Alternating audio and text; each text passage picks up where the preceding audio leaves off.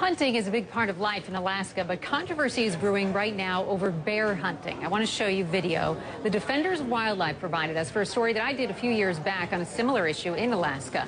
We need to warn you, though, the images are graphic and bloody. You're looking at state wildlife officials chasing, hunting, and killing wolves from a small plane. It's called aerial hunting. This is legal in certain parts of Alaska, but now, for the first time in Alaska's history, this will soon be legal for bears as well. According to the Los Angeles Times, the Alaska Board of Game is pushing to expand the sport as a part of the state's intensive management of predators. The Board of Game has put new policies on the table. It has also removed a historic blanket ban against aerial bear hunting. It's a story we think deserves some attention because it's been undercovered.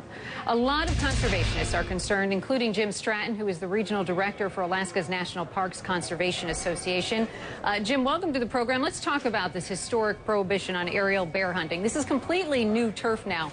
By lifting this ban, state game agents are now allowed to aerial hunt bears along what's called that Dalton Highway corridor. It is the red line there on the map for those of you watching at home. But does this open the door to other areas, Jim?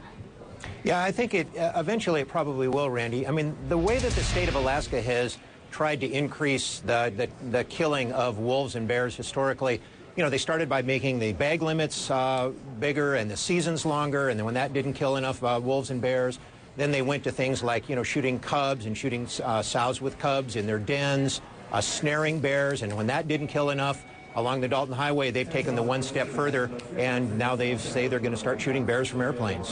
You've been to Alaska, you've seen what they've done with wolves, and they started that in one small area, and that has grown to more areas over time. And I anticipate the same thing will probably happen with bears unless people really scream and yell about it. And just to be clear for our viewers at home, snaring is when they get caught in a trap, is that correct? Well, snaring is actually the bear will put their paw into a bucket with bait in it, and as they pull the paw out, a wire will wrap around its paw and hold it there until the trapper comes along and then shoots it. And the problem with snares is they're indiscriminate because it doesn't just get big bears, it gets, you know, mama bears with babies, right, and it gets young adults.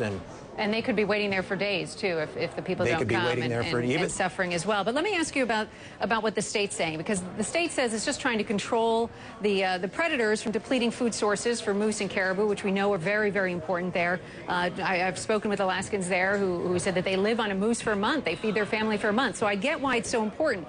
But the Alaska legislature, we should point out, passed a law in 1994 that orders state officials to adopt this intensive management in key parts of the state. So really, aren't these game officials just doing their job? I'd like you to react to that. Sure. Well, I think it's just a matter of degrees, Randy. I mean, the primary purpose of the intensive management law is to grow more moose and caribou, but it's not the only purpose. And they're interpreting the intensive management law as the only thing they can do is to kill wolves and bears to grow as many moose and caribou as the land can provide for. And I just don't think that that's what the intention of the law was. I mean, there's a big difference between the primary purpose and an only purpose, and I think that's a discrepancy we've got going on right now. How much of a problem are the bears, would you say?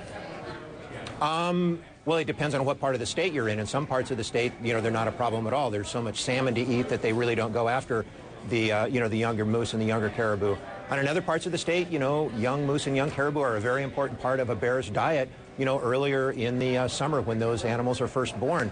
But, you know, bears have every right to be out there on the tundra as long with the other animals, and this indiscriminate war that the state of Alaska has on bears is just wiping the populations out, and that's going to end up putting the entire balance of nature out of whack because you're going to get too many moose and caribou in some places by reducing the predators. If you were in charge of this and this was up to you, I mean, are there more humane ways of saving the moose and the caribou and moving the bears out of the area? I think the question isn't saving the moose and caribou and moving the bears out of the area.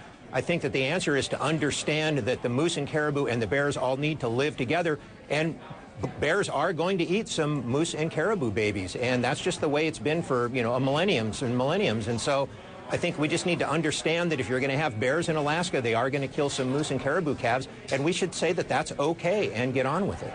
Is there a more humane way to hunt the bears if that is the way they're going to go? Well, I think the most humane way to hunt a bear is to shoot a bear rather than to snare it. And that was the big controversy at our last Board of Game meeting, was over the snaring practice because of its indiscriminate nature. So if you're going to kill a bear, the most humane way is to shoot it.